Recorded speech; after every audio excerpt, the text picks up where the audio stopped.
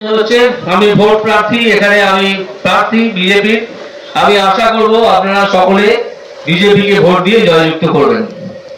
আমার এখানে বলার মতো সবচেয়ে গুরুত্বপূর্ণ একটাই কথা আছে, যেহেতু আমি অনেক মহিলাদের দেখছি, সেটা হচ্ছে যে তৃণমূল কংগ্রেস আপনারা জানেন চোর ছেচর ভাওতাবাজদের একটা দল।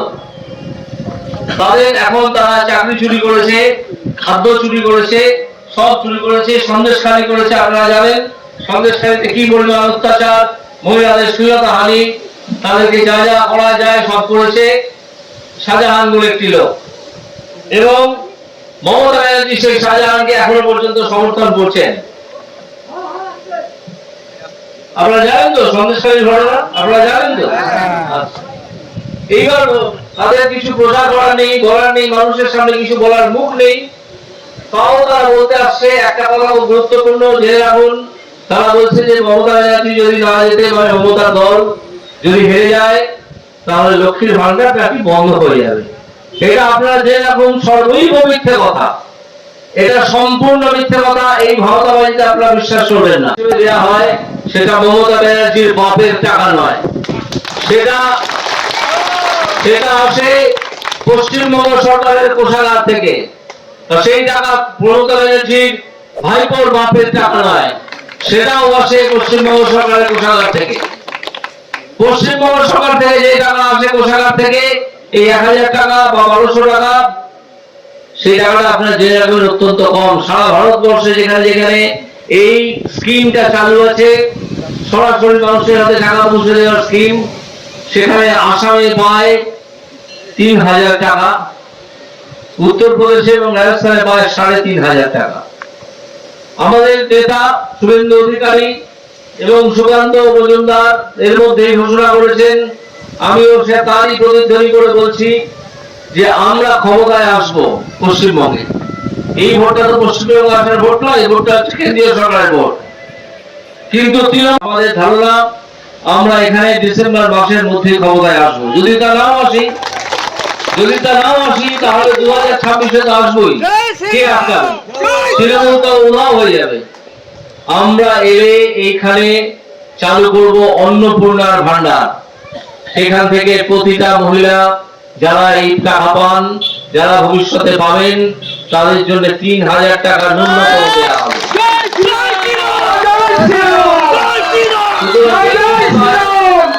যদি শুনেছেন, ন্যূনতম 3000 টাকা আমরা দেবো, 1000 টাকা দেয়। আপনারা শুনে রাখুন, এই ভাওতাতে আপনারা বিশ্বাস করবেন না, 5000 দেয়। মধ্যপ্রদেশে, রাজস্থানে 3500 টাকা দেয়। তোমরা 1000 টাকা দিচ্ছ কেন? 1000 টাকা দিচ্ছে, তার কারণ হচ্ছে পশ্চিমবঙ্গ সরকারের কোষাগারে টাকা আসার আগে সেটা খরচ হয়ে যায়,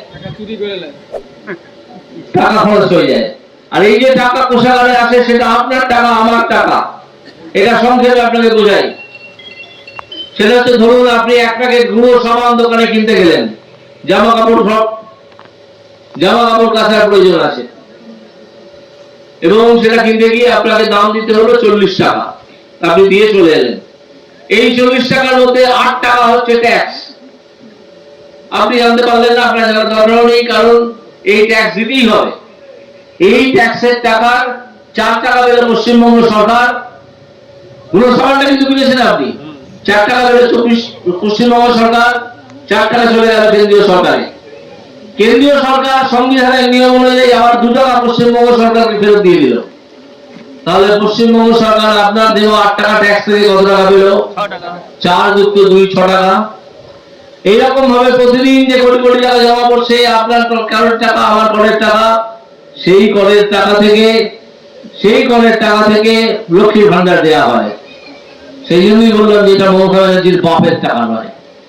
এই টাকা আপনারা জানবেন, আমরা এনে অনেক বাড়িয়ে দেবো, কারণ পশ্চিমবঙ্গ সরকারের কোষাগারে যে টাকাটা জমা পড়ে, সেই টাকাটা কোষাগার যাওয়ার আগেই এরা মেরে দেয় অনেক টাকা। তৃণমূল সরকারের যারা নেতা আছেন, যারা মন্ত্রী আছেন, তারা এর আগেই অনেক টাকা মেরে দেন।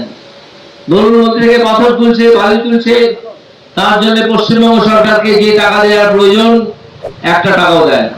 হাজার হাজার লরি বালি প্রতিদিন তুলে নিয়ে চলে যায়। এইভাবে পশ্চিমবঙ্গ সরকারের উপার্জন কমতে কমতে কোষাগার কমে গেছে। কোন ক্রমে লক্ষ্মীর ভান্ডারের টাকাটা দিচ্ছে, কিছুদিন পরে সেটাও দিতে পারবে না। আপনারা দেখে রাখবেন। দিতে একমাত্র আমরা পারবো, কারণ আমরা চুরি করি না। আপনার কি খুব কথা বলার দরকার আছে এখন? এই আপনাকে বলছি, তাহলে একটু চুপ করুন।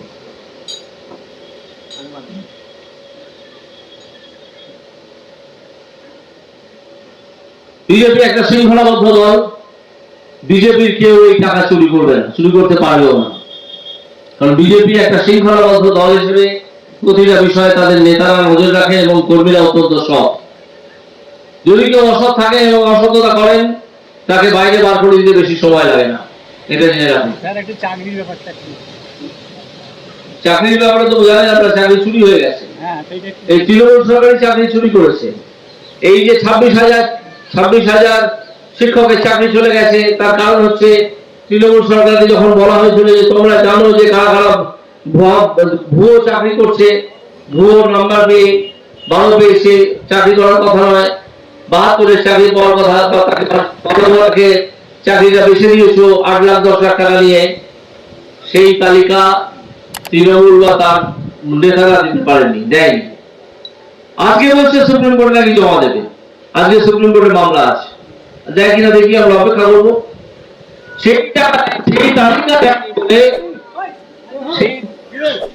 সেই তালিকা দেয়নি বলে কোর্টের কাছে আর কোনো উপায় ছিল না, বাতিল করা ছাড়া। এই পরীক্ষা বাতিল করতে বাধ্য হয়েছে কোর্ট। এবং কেন হয়েছে? কারণ তৃণমূল সরকার সম্পূর্ণ তথ্য কোর্টকে দেয়নি। এখন বলছে যে হ্যাঁ এটা দেওয়া যাবে। এটা যদি এখন দেওয়া যায়, তাহলে আজ থেকে 2 মাস আগে দেওয়া গেল না কেন? কারণ যারা চুরি করে চাকরি পেয়েছে তারা তো টাকা ফেরত চাইবে। তারা 8 লাখ 10 লাখ টাকা করে দিয়ে চাকরি পেয়েছে।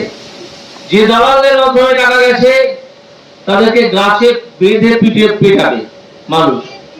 এই ভয়তে তৃণমূল সরকার ওই চোরদের বাঁচাতে চায়, দালালদের বাঁচাতে চায়।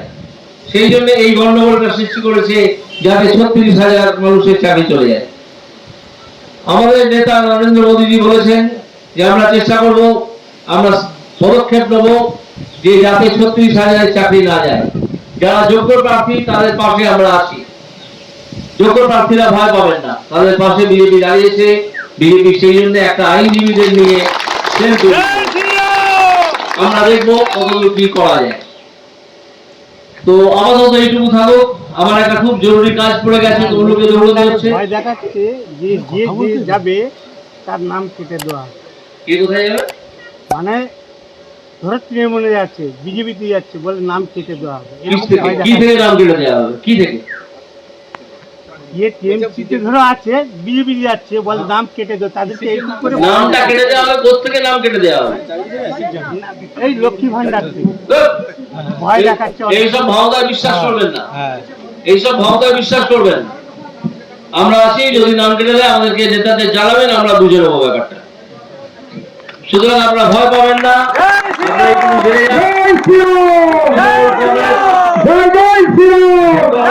ভাওতাবাজি ছাড়া আর কিছু দেওয়ার নেই। ভাওতাবাজি দিয়ে কিছু ভোট পেতে চাইছে। আপনারা আমার প্রণাম গ্রহণ করুন। আমি এখন এখান থেকে চললাম। বিকেলে আমার এখানে প্রোগ্রাম আছে কোথাও, আমি হয়তো আসবো। লক্ষ্মীর ভান্ডার কি মমতা অভিষেকের বাপের টাকা? নন্দীগ্রামে ফের কুকথা প্রাক্তন বিজেপির মুখে। নন্দীগ্রামের মঙ্গলচক প্রাথমিক বিদ্যালয় এলাকায় প্রচার ও জনসংযোগে যান প্রাক্তন বিচারপতি।